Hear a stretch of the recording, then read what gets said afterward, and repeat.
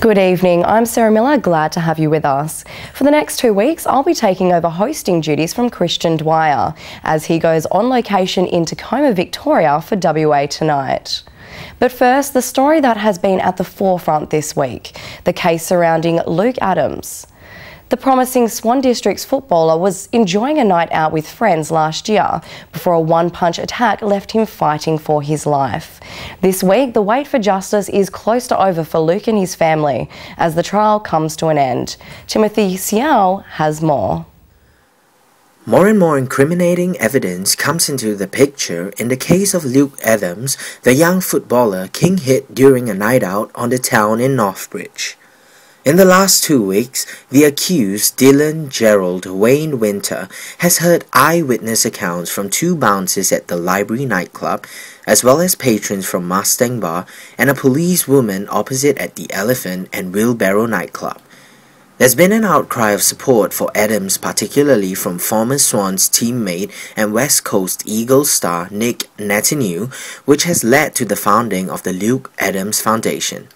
However, the accused has played on the faulty memory of Adams, in particular the fact that he has no recollection of any events from the night and cannot withdraw any fault in the matter.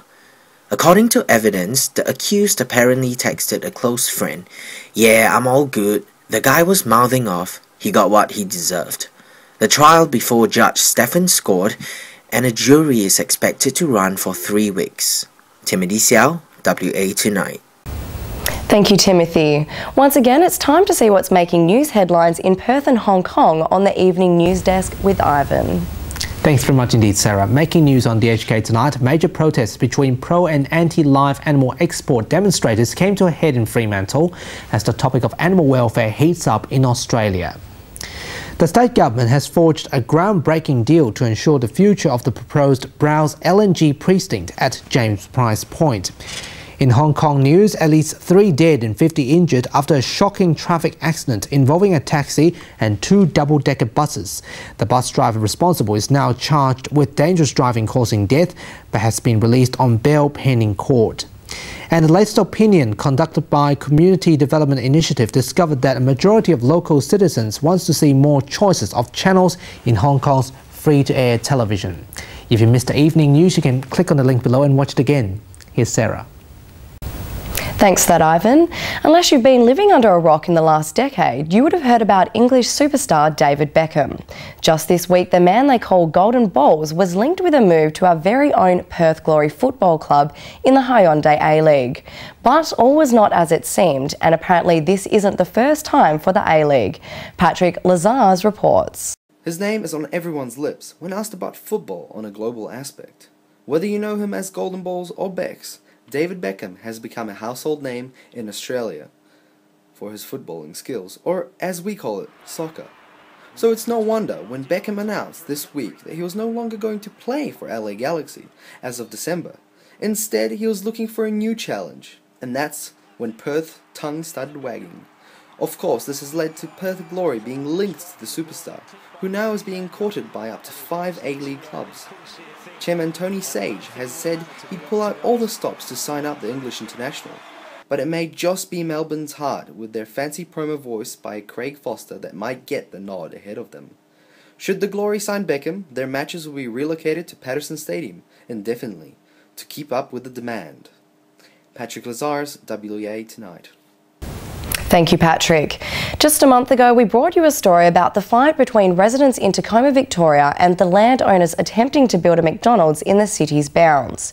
It's caused uproar within the community, with both pro and anti groups gathering quite the following on social media, such as Facebook and Twitter. Kristian Dwyer brings us the latest from Tacoma. As per our last report, it's been an interesting time down in Tacoma, Victoria.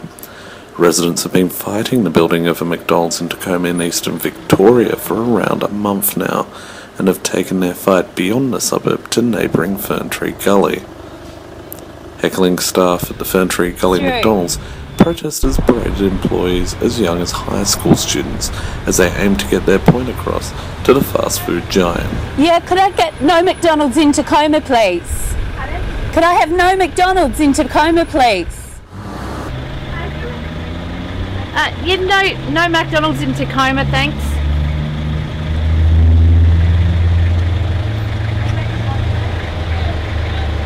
Yeah, I just want to order no McDonald's in Tacoma, thank you very much.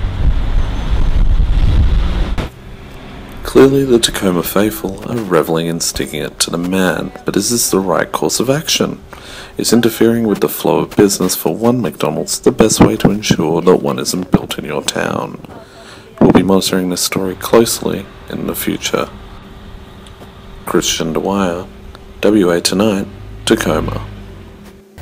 Well, that's all we have time for this evening, but join us on our Facebook page. On behalf of DHK News, thank you and good night.